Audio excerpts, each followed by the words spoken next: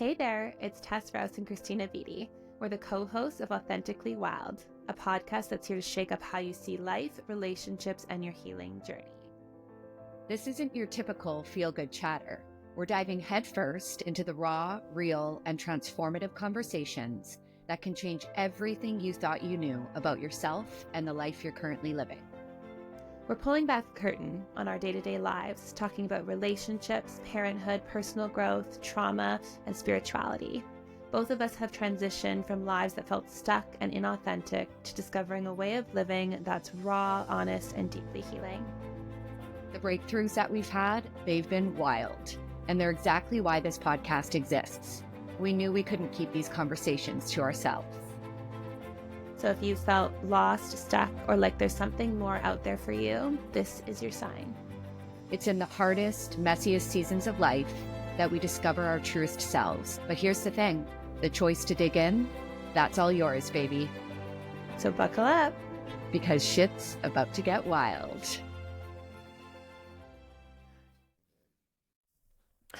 Hello, everyone. Hey, welcome back. And hi to our audience. I know Christina's been running the ship for a few weeks here, so glad to be back. So thankful for this community and for you, Christina, for leading the charge. We're happy. We're happy to have you back. We missed you. I know, right? Yeah, it's wild how sometimes things change in life that you can't control. A big topic that we obviously talk about here. So yeah. It's life, right? And we got to do what we got to do and make certain things a priority. But we're happy that you're back. Mm-hmm. And boy, oh boy, do we have a good topic today. Yes, it's going to be great. So our topic specifically, I'm trying to find my actual title I gave it here, but the 3 toughest battles of entrepreneurship. And they are not what you think we're going to talk about. Probably some of you are thinking we're going to talk about taxes. We're not talking about those. I hate doing my taxes. It's definitely a tough and hard lesson, but it's not the one that we're sharing today. No, it's not. That'll be its own episode. Yeah, this journey, this entrepreneurship journey, it's been different than I expected. You know, so fulfilling.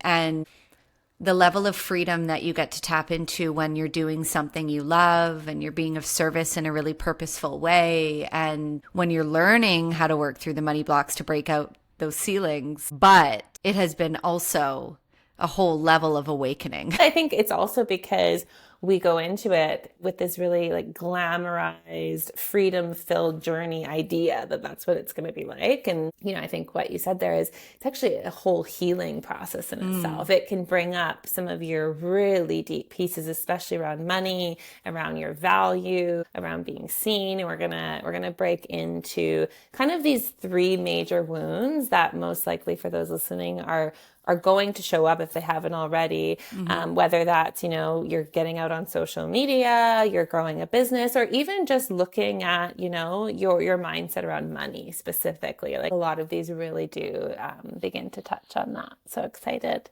to dive into these.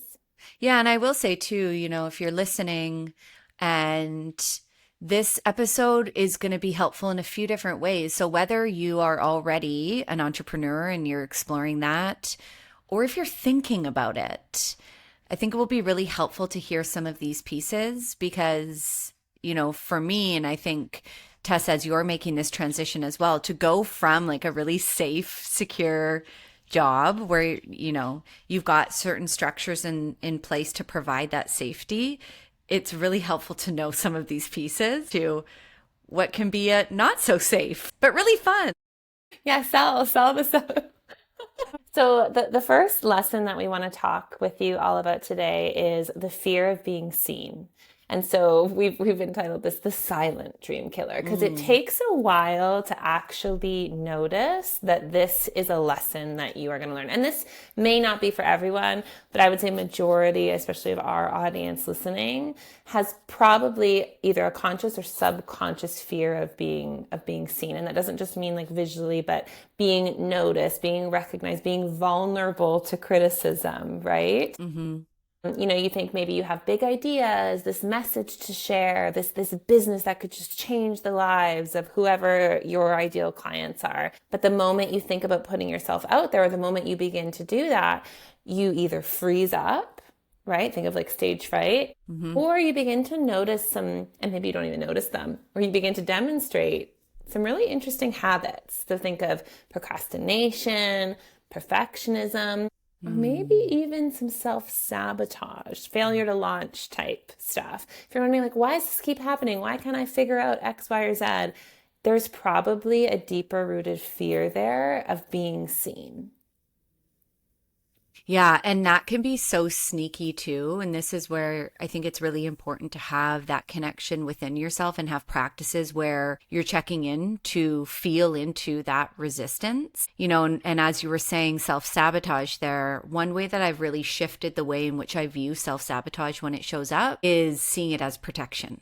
When I am self-sabotaging, there's actually a part of me that's showing up that's trying to protect me in some way. And so if there's something trying to protect me, what part of me doesn't feel safe? Right.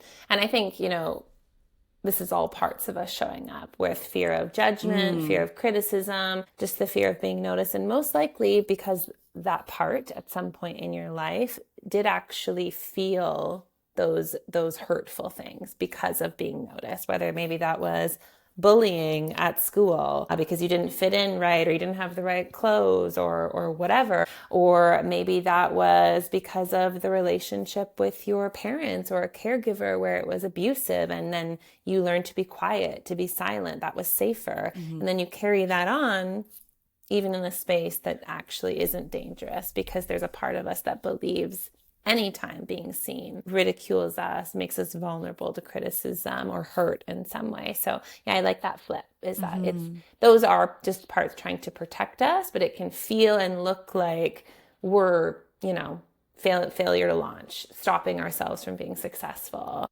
Things aren't working out for us, when really that there's just a part of us that's misunderstanding the present dynamics, thinking that we're still stuck in the past. Yeah. And, you know, I'd love to hear from you, because this is something too that I talk to a lot of people about who are wanting to go out on their own or start their own business or something, is this piece of a fear of being seen. So how do you feel like that's been something that you've worked with?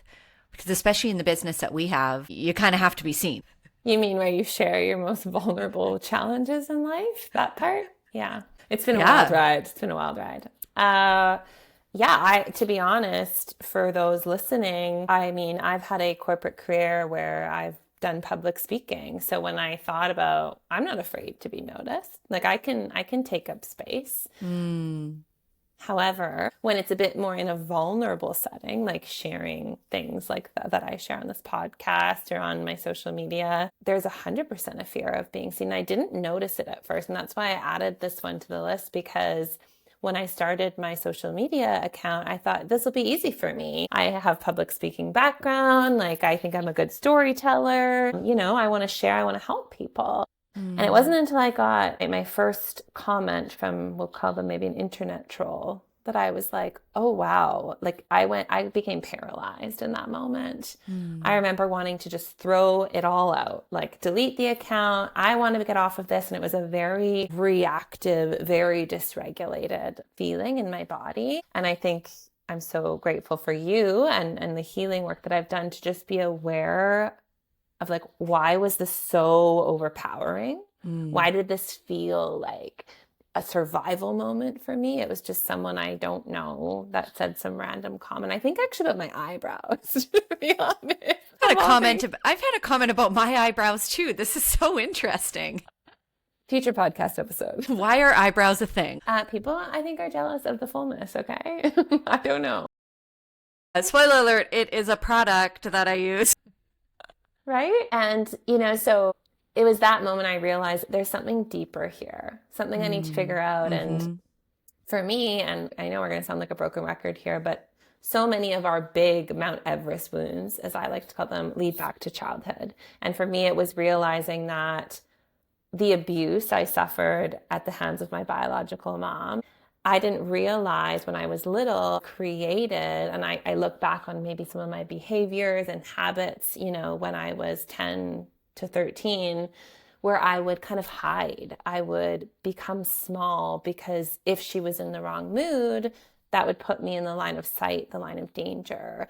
I wouldn't speak up when I felt things were unfair. I just kind of repressed them in or held those thoughts in, because if I said the wrong thing, that could create like a lashing out. And so that was dangerous. And so although I know this person isn't going to jump through the screen and like grab my eyebrows or, physically hurt me, there's a part of me that's grabbing on to the steering wheel of my life in that moment, because we're now choosing to step out, to change that pattern, to be seen. And there is going to be some moments that press on those wounds, right? Yeah. And so, yeah, it was really interesting. And I really wanted to share this wound specifically because you might not actually know you have it, right? And if you don't have that awareness, to ask yourself, why am I feeling this way right now? Because of this one person that I don't know and I will never probably meet in my life, right? And this is where this entrepreneurship journey can be so awakening and healing, because you might not have ever known that that was a thing. Because like you said, you did the public speaking, that was part of your other job, but it wasn't until you had to become vulnerable in public that that's where this wound showed up, and you were able to go deeper and see what was actually there. Yeah.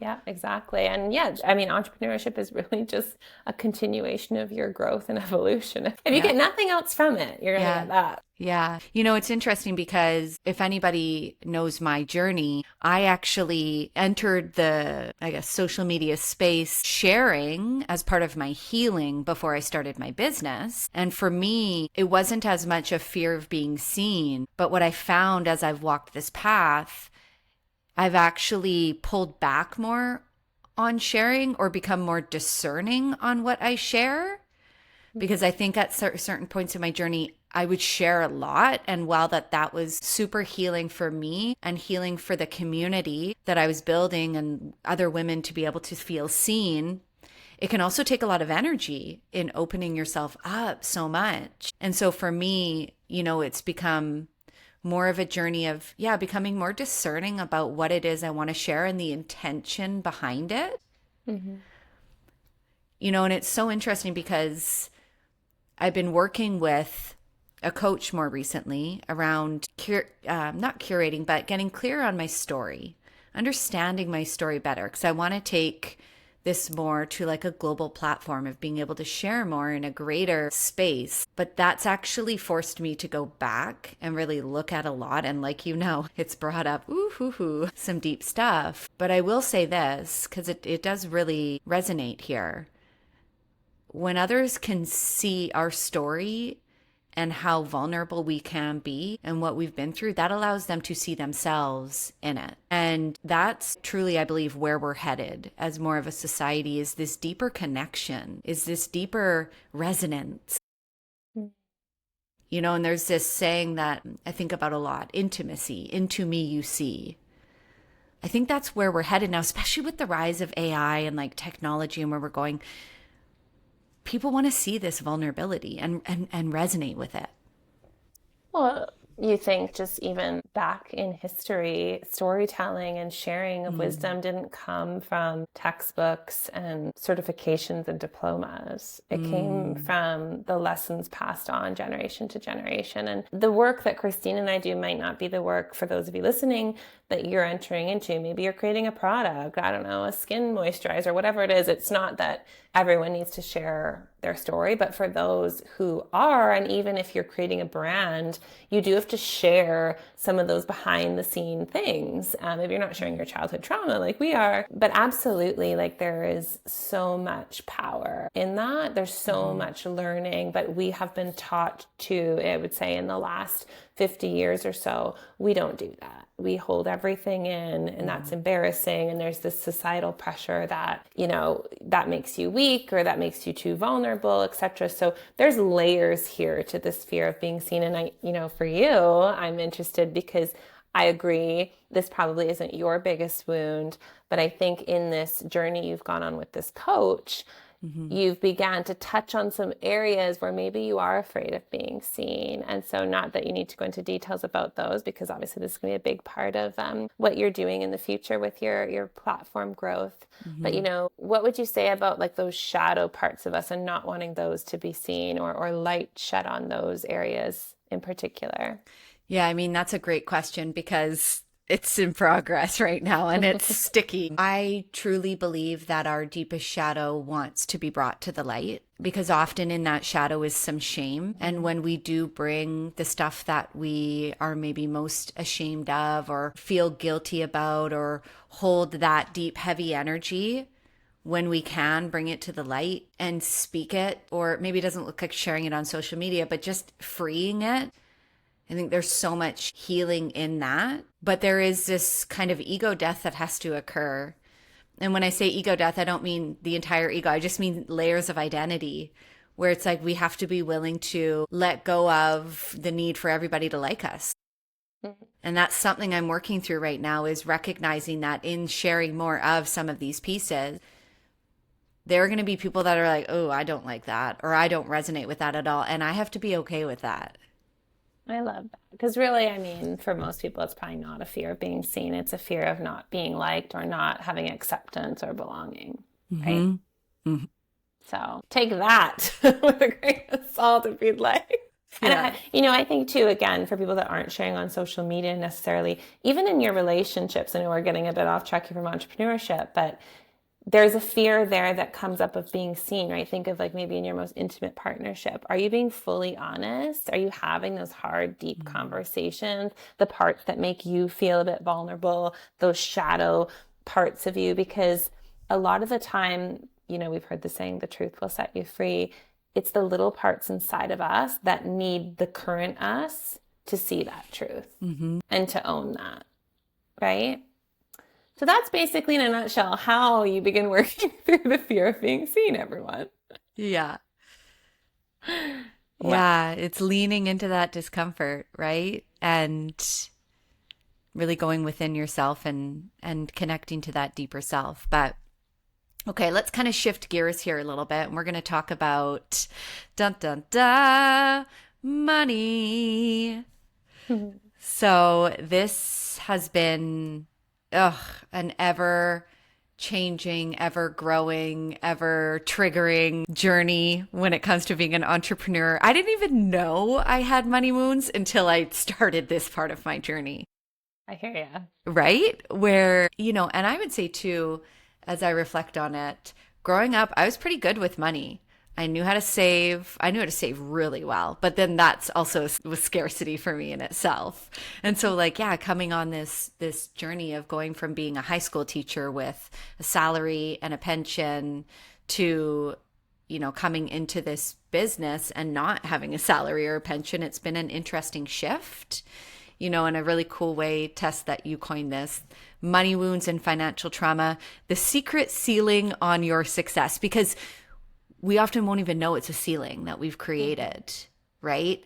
And this, I believe, is one of the greatest places. This is one of the places we can find the greatest freedom being an entrepreneur, if we're willing to go to the deep, deep, deep stuff, right? Because at least for me, being on this journey, it's brought up all my scarcity stuff, right? And, sometimes when it comes to the money wounds, this can also look like maybe you feel guilty making more money, like making above what is average or what you're used to seeing being made in your community or in your family.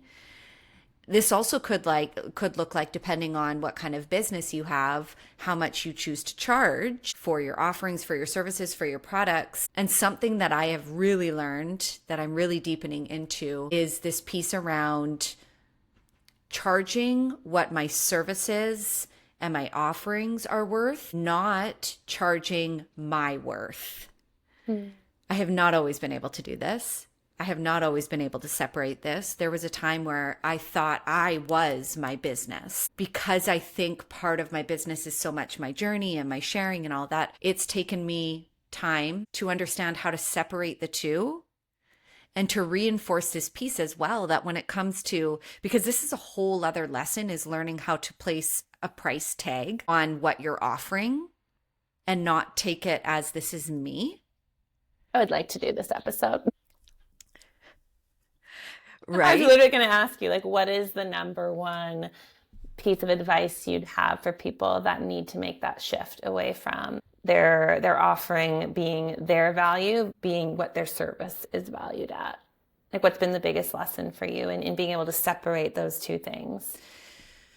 You know, the first thing that's coming to mind is it's almost this middle piece that I put in between me and my business. And that middle piece is one, all of the inner work I do to clear these identities I have to this, right? And like clear that. But also, that middle space is reminding myself as well the money I invest into making myself the best of the best that I can for my clients. And when I say myself, I mean like the space I can hold to be able to be a clear channel. The money I invest into coaches or programs or courses or this or that in order to understand my craft better, in order to understand how to support my clients better. That piece has been a big game changer for me, is creating separation through those two reminders. Mm-hmm. Mm-hmm. Yeah, it's so interesting because in the corporate world, it's like you have XYZ job, you already know, like this is how much you sort of expect to make. But when we're in this entrepreneurial space, we very quickly can devalue ourselves because that's when we get mixed up within self-worth and all of these other emotional pieces that are coming online when we're thinking about what am I going to charge for my service, or how much money am I allowed to make? Yeah. Shouldn't I just be doing it because? And you just brought up a really interesting piece there. Like you said, in the corporate space, or when you're hired by another company or business, there's them, there's me, and I come in and I do this job for this. And it reminds me of one way that I've really learned how to see when I receive channeled guidance or anything from spirit. I am simply the channel. I'm simply the vessel. It has actually nothing to do with me, like my identity as Christina. And I think that is an important reminder when it comes to my business as well, is yes, I've created my business and I have all these ideas around products and offerings and services. But really, if this is truly me being guided by spirit and being in my purpose, it actually doesn't have anything to do with my identity. I'm just being of service in this way. And so these are the services I am providing to be able to offer that. Mm-hmm. Does that make sense? That. Absolutely, yeah. Yeah. I want to hear more about, because I think you've dove into this topic even more so than I have, just being further ahead in your entrepreneurial journey. What has been your biggest growth space with money wounds and then sort of this financial piece? Like, where did this start for you and how did you work through it? Yeah, so a big piece around this, and this is something that I've recognized more recently, is what I have heard referred to as the spiritual wound. And I guess the best way to describe this, at least how it shows up for me, is wanting to make my work, my offerings accessible to everyone. And in order to do that, it has to be at a low enough price so that everybody can afford it. And this might trigger even just somebody hearing this, right? It triggered me because I went into these places of feeling so selfish when I needed to raise my prices, or so like, who do you think you are? You're so entitled. All these stories would show up. But what I've come to recognize is I can still make my work accessible through tiers. And this allows me to reach everybody depending on what somebody can invest with their time and their energy. And depending on what they invest, I can meet them in that investment with my time and energy. But this is a hard one because, I mean, yeah, it just even like talking about it, it brings up like all this stickiness. But it's a natural part of expansion. We have to be able to let ourselves go there to in order to expand. We also have to be willing to really charge the value of our services and our offerings and be really honest with ourselves. But that also brings in this piece of not everybody is going to be able to do everything. But when you do have these tiers, so for me, it would look like, I have my membership, and then I have also the programs that I offer, and then I also have my one-to-one work. So depending, I've been able to create different offerings depending on what someone can do. And how did you begin to become okay with that? Because you said, like, I mean, it still kind of feels sticky, but like, what was the mindset shift or the tools that you helped to come to that place of feeling okay with allowing some of your products or services to scale? I mean, okay. One, it's really recognizing that we only have so much energy. If we really are wanting, and like, especially when it comes to the work that we do, right? When especially there's like one-to-one intensive work, if we are really wanting to be able to reach as many people as possible, I realized I couldn't just stay in one little pocket. I couldn't just stay offering one thing, which is like all my one-to-one work, because it takes so much of my energy. And so it was more so just getting to this place of realizing I couldn't do that any longer. It wasn't an efficient use of my energy or my time if I wanted to be able to reach more people. It's funny because it really plays on that big fallacy that we're all taught starting in school. And then when we enter into the career world as an employee, is that we trade our time for money, meaning like 1 hour equals $35 an hour. And so this is a really key piece for anyone listening that you think, oh yeah, like the ceiling's mine to set. No, no, no. You have been trained to think that is how this reciprocal relationship with money works. 1 hour equals XYZ dollar amount. And the moment you brush up against that, you're going to feel what Christina's talking about here.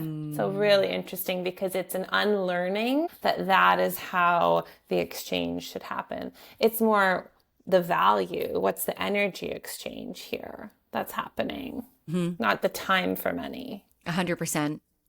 And as you were saying that, it also reminded me because you'd also asked what are some of the tools. Well, here we go again, you guys. It all has to do with childhood.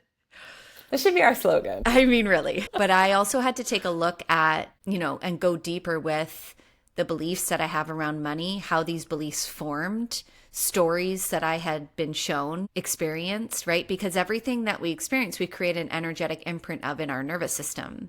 Nervous system work is so valuable when it comes to money, like above all, nervous system work. And as a little tangent, in order to be able to, if you want abundance, abundance is an energy. And so to be able to hold more abundance in your life, more wealth, more whatever, abundance can be in a lot of different ways. In order to be able to hold more, you need to be able to receive more. In order to be able to receive more, your nervous system needs to be in a relaxed, open state. And any time that you have beliefs or stories that go against that, maybe money you were taught growing up, it was bad. Maybe people with wealth are evil. Maybe you grew up having a lot of scarcity. All of these are going to create contractions in your nervous system, which are actually going to shut you down from receiving. And so I had to really go back and look at the stories and the energy I witnessed and experienced. My dad hustled. And while he's done well for himself, he paid a price with his health. And we're going to jump into that. Oh my gosh. And then my mom had her own business, but it took so much of her energy out of her. And so as I witnessed these things, I could see little Christina actually finds business and money really unsafe. Yeah, especially as you would have felt a lot of that sacrifice, right? Your parents not being available or attentive because they're growing those things. It's so interesting.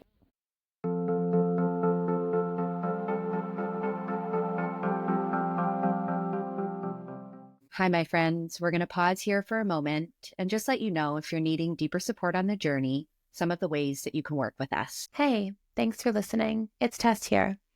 I know life's challenges can feel overwhelming, but through breathwork, there is a way to find clarity, release those stored emotions, and feel more at peace. I offer one-to-one group and online sessions, and I'm excited to share my upcoming digital breathwork audios, perfect for when you need support on the go or in your own time. So if this speaks to you, visit my website, tessrouse.com, or connect with me on socials at @HerUndearth. Let's breathe through it together.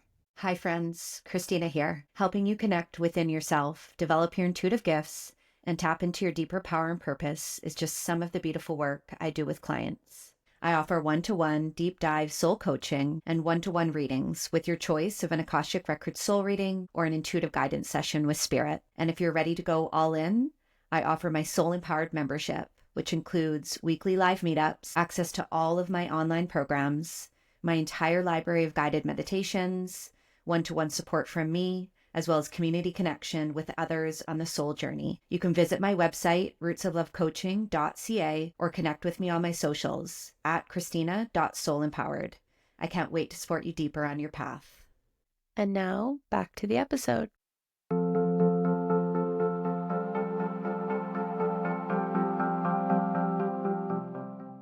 You know, this is one of those wounds for me where I feel I have very hands-on, maybe to not an extent I would like, with a lot of different wounds or traumas. This one is an interesting one, and I think it's important that we talk about this because these are the ones where you're going to think, no, like I'm a clean slate. Like money, great, money, yay, like we're all going to make money. This is one of those wounds I find that is a bit more removed from a lot of people. I'm not saying everyone. I think there's a lot of people who are entrenched in poverty or financial scarcity, and it's a very real lived experience for them. But this is a great example for when we don't feel we have this intimate relationship with a money wound. This is one of those ones that really gets imprinted onto us, a few arm lengths removed, if you will. And that was my experience with some of my money wounds as I began to step into doing my breathwork business, beginning to charge money. I'm glad I have friends who are already, steps ahead of me, so you can learn from the pieces that they've gone through. And I think that's why we share this podcast. But for me, it was around being able to receive and change my relationship with money. And so growing up, both my parents were self-employed, owned their businesses, same thing, hustle, but also just a lot of imprinting around how hard money is to earn, how there's never enough. Slow your spending, times are tough, let alone just like the news. I feel like the news was on a lot in our household, and like the media loves to go like the economy, the Dow Jones, the this. And we need awareness of what's going on, but it can become like a fear mongering. And I don't think I realized until, I started really looking into beliefs around money and like how is this showing up for me? Because I didn't think I had a problem with money. And then I realized like I was afraid of money.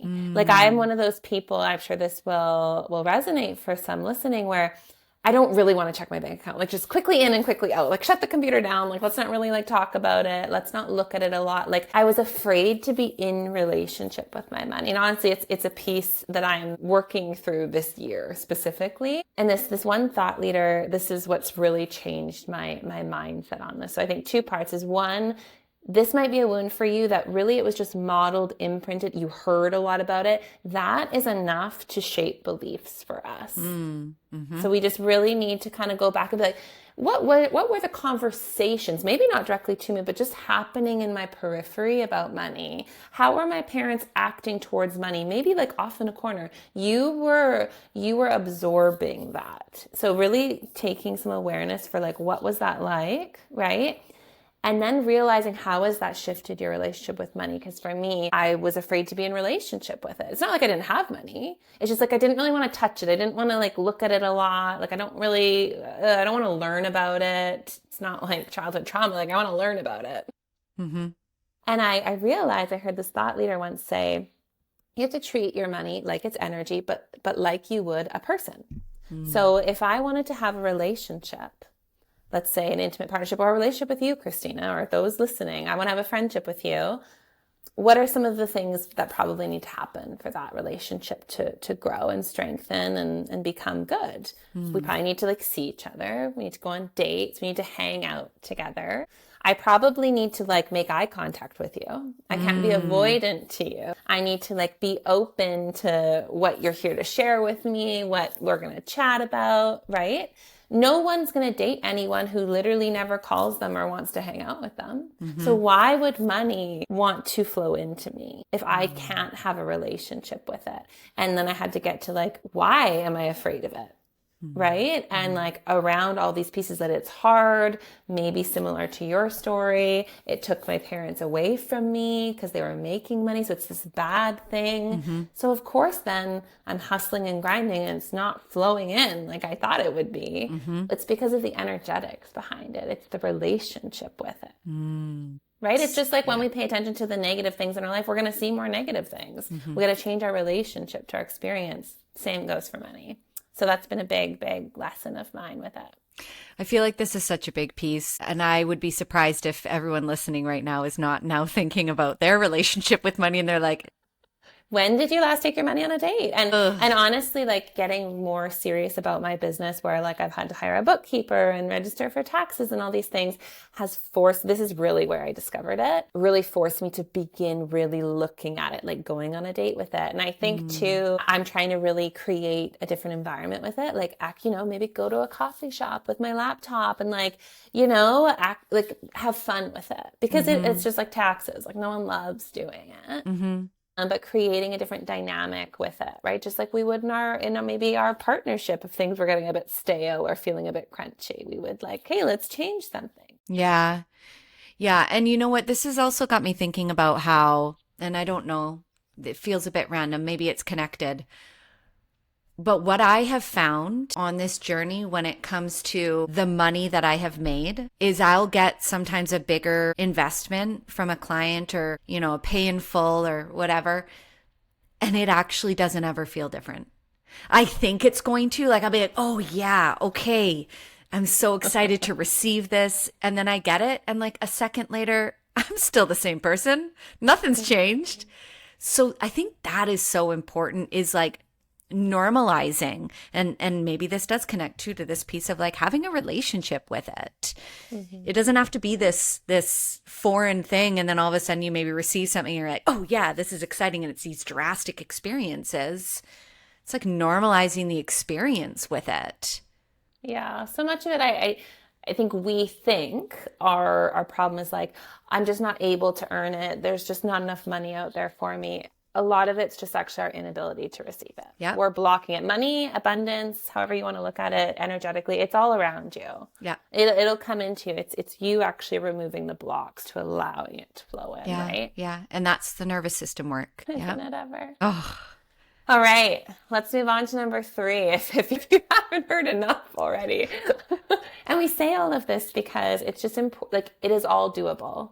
It is all for your growth. It is all for evolution. But if you're not expecting some of these things and then you begin this journey and they crop up, you're going to be like, what the heck? I thought this was going to be about marketing and content and all the other things. And then these pieces come up. So it's just super interesting.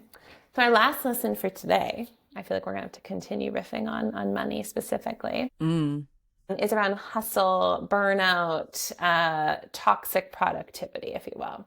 So we've coined this one, the trap that feels like success. And I think this goes also for people who work for an organization or a company, the hustle, the grind, right? But even more so, you can really, like the entrepreneur to-do list never ends. Never. Especially if you're in this space with like technology and apps and platforms and content, and there's always more you could do. Well, and I would say, especially when you do something that you love, and that's going to be something we dig into, it's like, it's hard to tell when we need to take a step back, when we're like fully in it. Yeah, 100%. I think we even had this conversation a few weeks ago where, you feel almost like you're impregnated with these creations, these ideas, these exciting things. And when is that grinding and hustling and leading to burnout and bad habits versus, you're just in a phase of growth for whatever it is that you're creating. And that's okay too, because I don't really know if like work-life balance is a true thing. I think we can have seasons of that. I think we can also have seasons where we're more into, maybe for us, it's motherhood or building our relationship connections. And then there's going to be also seasons of like, business growth. I think it's really looking, on a year-to-year scale, like, are you hustling 99.999% of the time? Yeah. And how's that feeling? And how's that coming out in your body and your emotional, mental health, right? All those pieces. And you know, we think that once we get to XYZ goal, then we can stop hustling. And I think we know from previous episodes, even especially with my story of like, oh, I checked all the boxes and then it never came. Like, you never get there. You never get to this place where you're like, oh, finally, we can just relax now. It's a learned process. It's a learned skill throughout the stages. Yeah. And it brings up this piece, something that I've learned a lot with the nervous system, you know, because you can really embed your nervous system regulation into all of these different parts. The word titration, because one thing that you'll learn when you do nervous system work is that in order to go back to these pieces where we have trauma stored,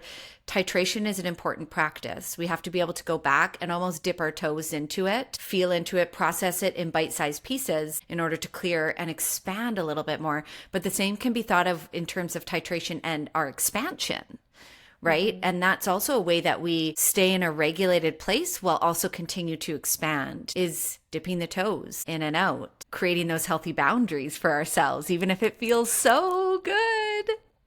It's so true. It's so true. I think too, especially for women in their masculine, you know, where this feeds wound, and I think you need to become really aware of that. So like when we're in control, when we're hustling, when we're creating this perceived success, there's safety in that, right? And so there's also those feel good hormones that are firing off, dopamine, etc. And so it's really easy to get caught in that cycle. But I love that idea.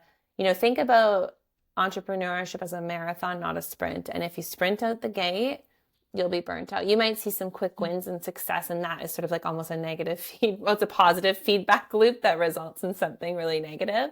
Your body will pay the price. Your relationships will pay the price. There's so many pieces. Like for you, did you find that you got caught up in this when you moved over? Because it's not like 9 to 5 and then we clock out. Oh, 100%. I hit a massive rock bottom. And it was probably about maybe like 9 months after I went out on my own, after Brad and I separated. It was like probably about 9 months into the spring of the following year where I realized I couldn't do it the way that I was doing it anymore.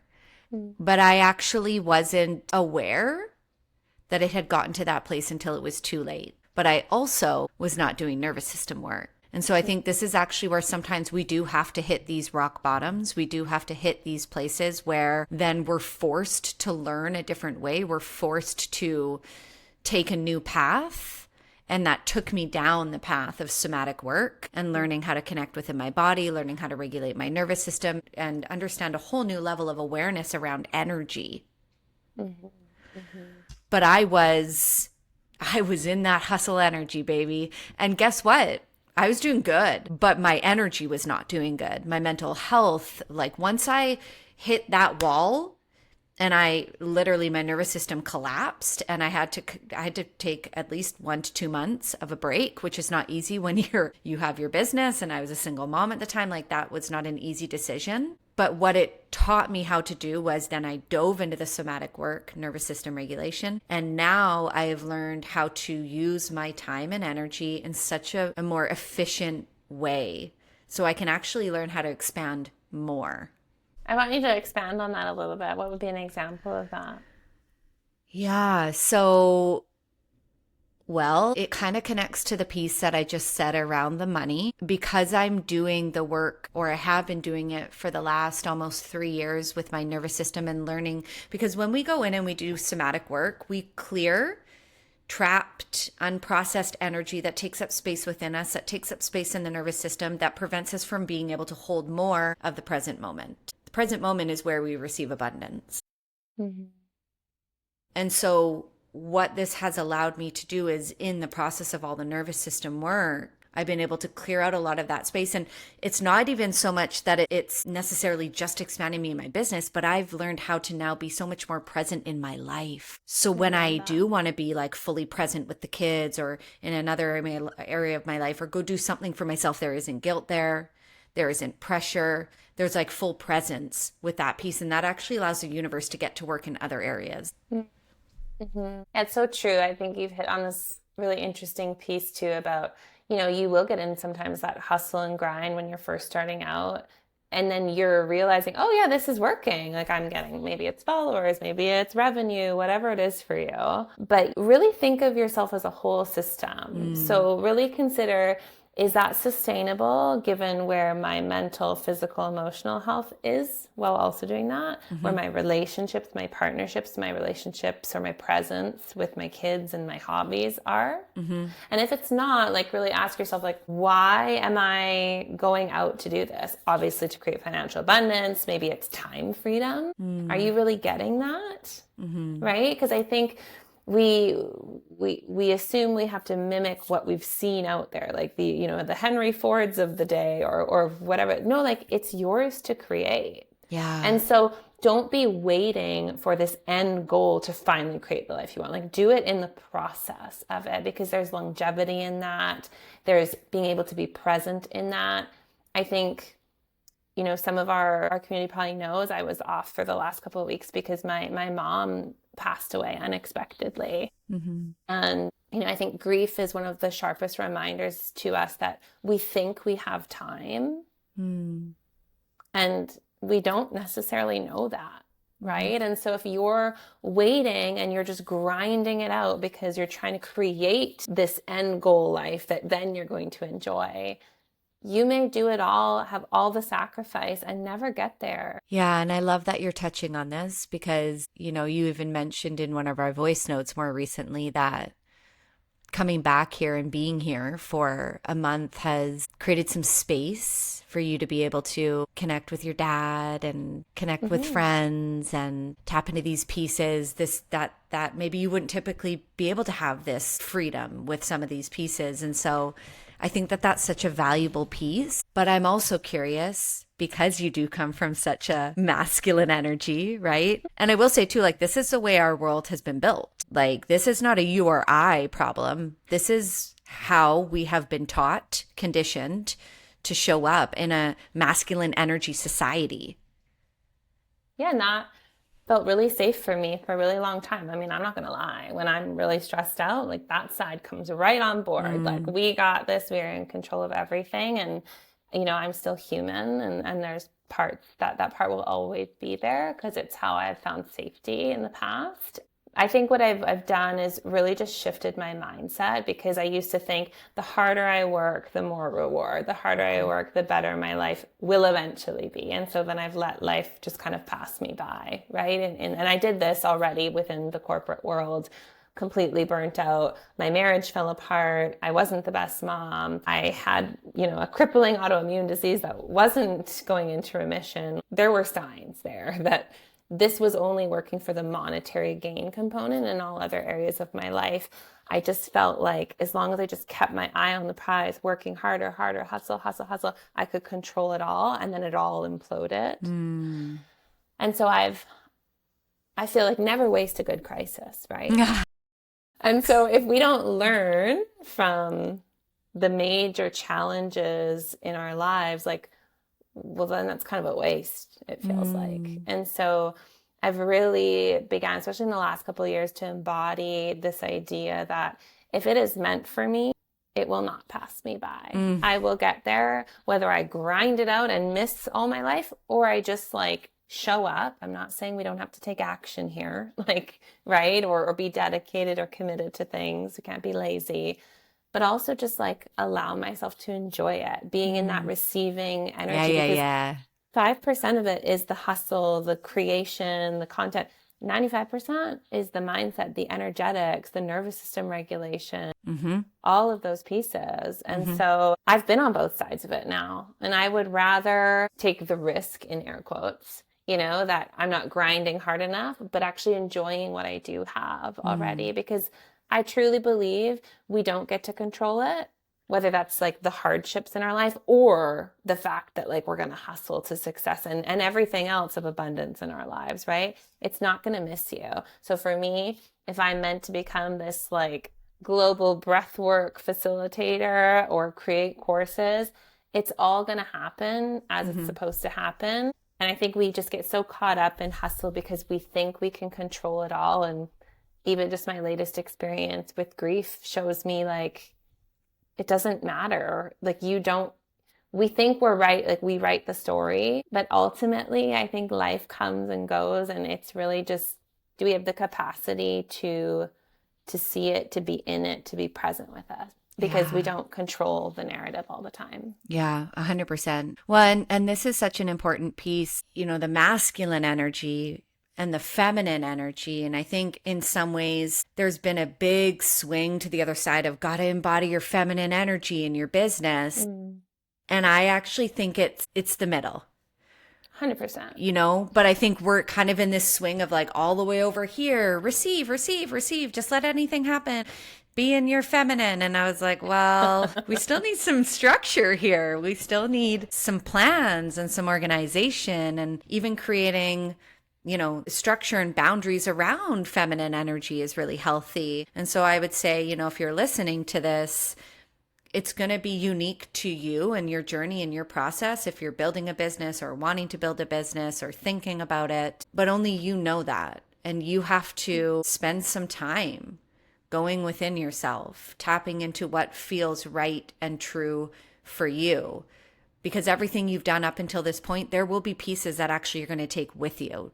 With Tess and her corporate career, she's bringing elements of that into building her business. And that's what is allowing her to be successful with it, I think, you know, and same as me with my teaching career. So, you know, yes, we're shifting out of a masculine society, but I don't think we're shifting into feminine. I think it's going to be somewhere in the middle, is that sweet spot. Yeah. For those listening too, like, assess how you're doing. Like, you'll know, right? Yeah. Assess, like, how am I in all areas of my life right now? And again, you're going to go through seasons where other things are going to take priority. Your career might be in a phase of like, this is the priority right now. But on the long term, is it always the priority? Are you juggling through all the balls of your life? You know, how do you feel? Are you happy? Because if you're waiting to reach a milestone, probably something needs to shift, because we only have the present. Abundance comes in the present moment, right? Yeah. So, yeah. For those grinders out there. I see you. I was a grinder. And yeah, it still happens sometimes, but okay. So, you know, we've talked a lot about a lot of different pieces, a lot of different themes, a lot of things that we've experienced along this journey. And, you know, this leads me into the next piece, which is what has helped us the most as we're closing out here. You know, one thing that comes to mind is realizing that I'm never going to have it. I'm never going to, like, it's not, I guess what I mean by that is like, it's always going to be changing. It's always going to be growing.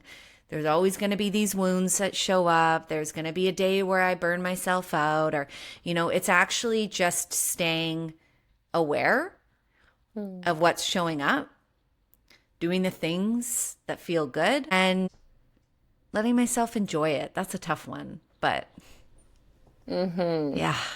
It's funny because I'm going to do a little piece on this probably on my socials, but that whole like letting yourself enjoy it piece, I think we are so wired to only enjoy what we, you know, maybe have been conditioned to believe are like happy moments or good moments, however the categorization would be.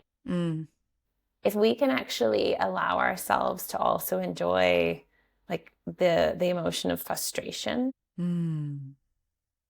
grief, like, and I'm not saying in an odd way. I mean, like, there's so much growth that happens in all of these different emotions and all of these different types of experiences. If we are always putting some as bad and some as good, we almost miss out on maybe at least half our lives, because it's definitely not 99.999% what I would consider the good category, or was believed to be put in that category, you know? So I think that's just like so important. I think when we can shift how we view things, it actually opens us up to enjoying them more. And entrepreneurship is such a good mirror of that, because frustration just means like you're learning that thing. You're not there yet, but you got to learn to enjoy the journey of whatever phase you're in entrepreneurship, your personal life, your relationships, all the emotions. 100%. For reference, I voice noted Tess yesterday. And it's like, you know, those people who are just really happy or joyous, like, who are they? share this. Please send us your comments. We'd love to know from listeners if there's other episode topics you'd be interested in. Let us know if you want something deeper on money specifically. Yeah, we're just so grateful for each and every one of you. Every share helps us do this work. Yeah.